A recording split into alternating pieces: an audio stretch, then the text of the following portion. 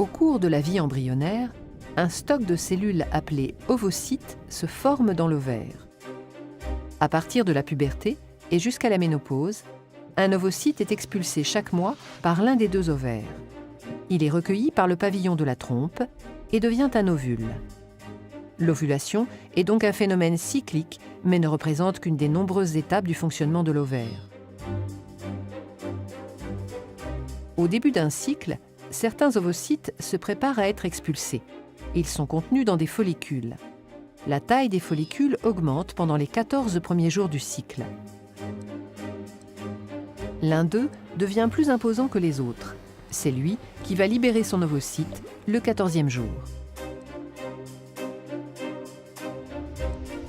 Après l'ovulation, ce qui reste du follicule dans l'ovaire se transforme en corps jaune. Il se maintient pendant les 14 jours suivants, puis dégénère, et le cycle recommence.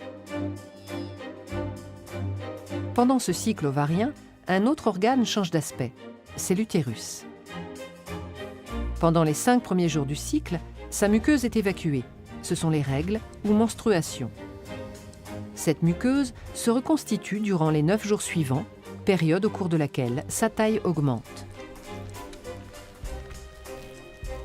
Après l'ovulation et pendant les 14 derniers jours du cycle, la muqueuse change d'aspect. Elle forme une dentelle utérine très vascularisée. Ces transformations la rendent apte à recevoir un embryon au cas où un rapport sexuel non protégé s'est déroulé, donnant lieu à une fécondation entre l'ovule et un spermatozoïde.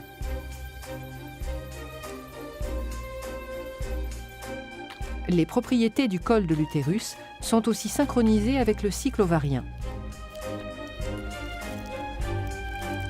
Durant les 11 premiers jours du cycle, le mucus présent au niveau du col forme un maillage resserré qui laisse peu de chance aux spermatozoïdes de pénétrer dans la cavité utérine en cas de rapport sexuel. Quelques-uns y arrivent cependant toujours.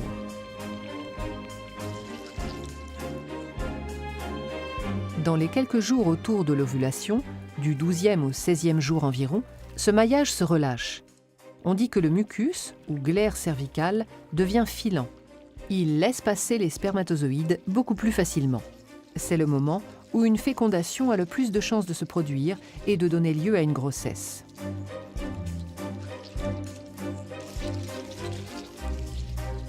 En fin de cycle, le maillage se resserre et la cavité utérine est à nouveau moins accessible. Le synchronisme des cycles ovariens et utérins ne doit rien au hasard. L'ovaire, au cours du cycle, sécrète en plus ou moins grande quantité 2 hormones dans le sang qui vont agir sur l'utérus, les œstrogènes et la progestérone.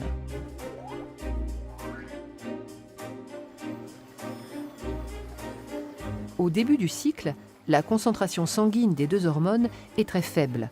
C'est ce qui cause les règles. Les œstrogènes sont surtout sécrétés pendant les 9 jours suivants. L'utérus réagit alors en régénérant sa muqueuse. Avant le 11e jour, la concentration limitée en œstrogènes agit sur le col de l'utérus en induisant un maillage resserré. Après le 11e jour, la concentration en œstrogènes atteint un seuil qui entraîne le relâchement du maillage de la glaire. Elle devient filante. Après l'ovulation, 14e jour, c'est surtout la progestérone qui est sécrétée. Cette hormone induit les transformations de la muqueuse et le retour à un maillage serré de la glaire cervicale.